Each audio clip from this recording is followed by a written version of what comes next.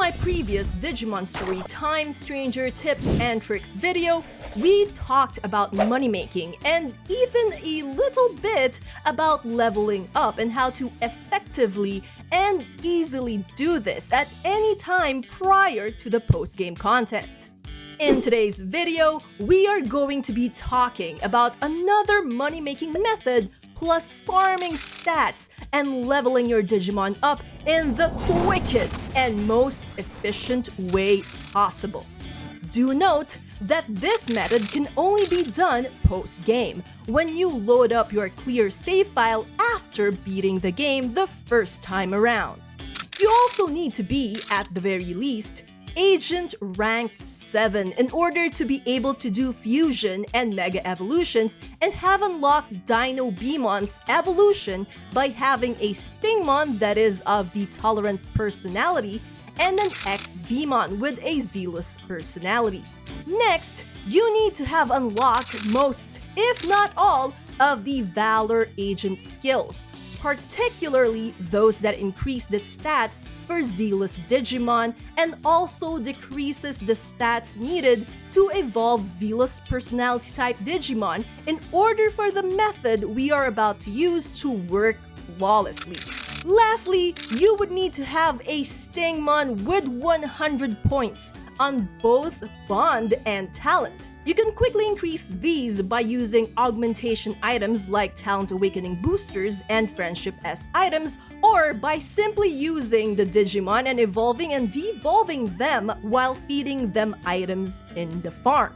This 100 Bond and Talent Point Stingmon will be our base for creating the Digimon we will use as a load enhancement fodder to quickly level up the Digimon we want to be on our main party. As such, this Stingmon also needs to have the zealous personality. The reason being, this is the personality that will allow us to quickly evolve and the Digivolve Stingmon to get our load enhancement fodder. To get our Digimon that we will use as said load enhancement fodder, we take our Stingmon and evolve it to Jewel Beamon.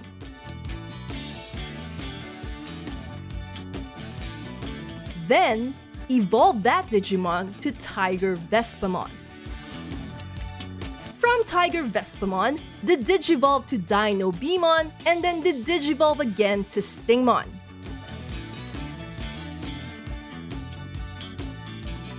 What this will do, as is intended by the game, is create a free X-Beamon. This X-Beamon will be our load enhancement fodder. You also have the option, as time-consuming as it is, to Digivolve this X-Beamon to Beamon, then if you have the Digi-Egg of Miracles, evolve him to Magnemon. This will make this method a bit longer, however, if you decide to do that. Now do this for however many times you want to get as many X-Beamons as you can. For reference, with the next steps that we are going to do, you will need the following number of X-Beamons to max out the level of 100 talent point Digimon to 99. For maxing a Mega Digimon to level 99, you would need to have 11 X-Beamons in your Digimon box using the trick above. For maxing Mega Plus Digimon, you would need to have 13 X-Beamons. Now once you have however X-Beamons you would want, I would suggest bringing up the option menu for the next part and changing the difficulty to story mode. This will not impact anything apart from the difficulty of the battles ahead and in turn how quickly you can do this method. Now I would highly suggest doing this if you want to speed up the process and just turn the difficulty up again afterwards if you want to play through the rest of the post-game content on a higher difficulty. Once you have changed your difficulty, go to the In-Between Theater and time travel to present-day Higashi Shinjuku. From there, take the nearby taxi to get to Akihabara and head to the back alleys there.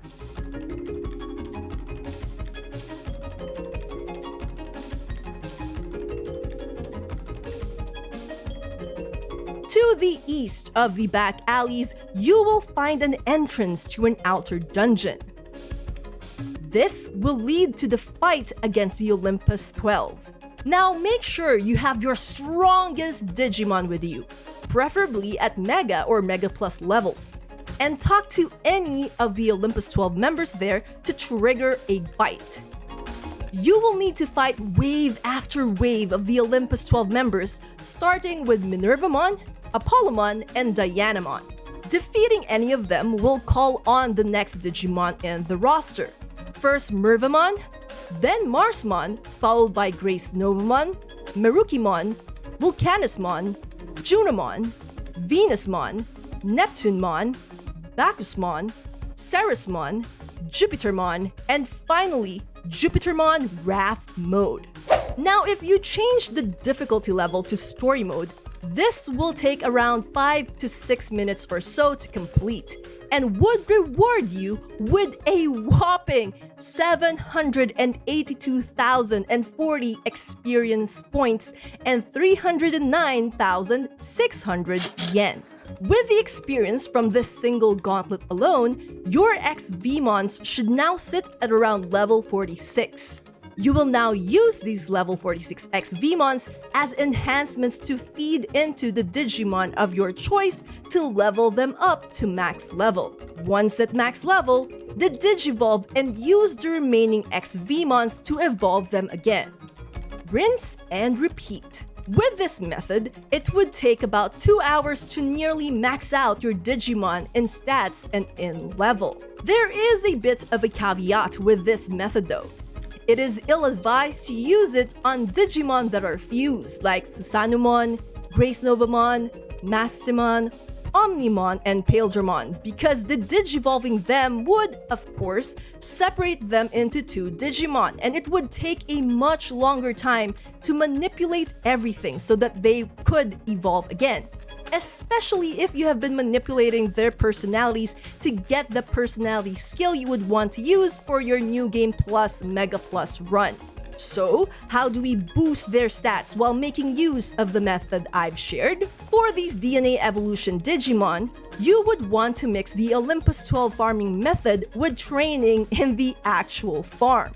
Once you've had your DNA Digimon at level 99, bring them over to the in-between theater and talk to Mireille there to dump them in the farm. Then, simply use a training item for the stat you would want increased and use the money you've won from the Olympus Gauntlet to quickly finish the training. For this, unless you are trying to manipulate their personality at the same time, I would suggest crafting some C training items with Sudamon over at Central Town and using those as they give more stat points for that particular stat than the A or B items while not messing your Digimon's personality. Apart from that, you can also use the other enhancement items you've gotten throughout the game to max out their stats.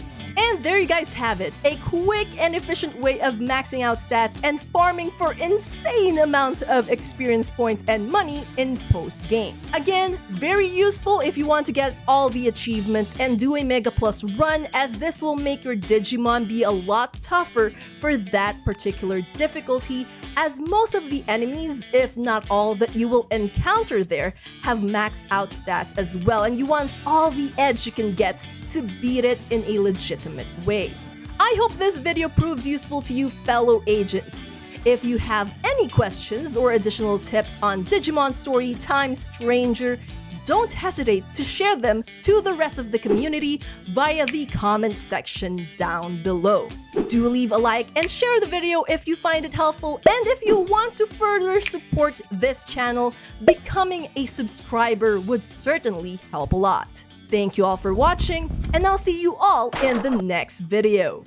Until then, you guys know the drill. Dream on, fly on. Keep safe everyone, and I'll see you all soon.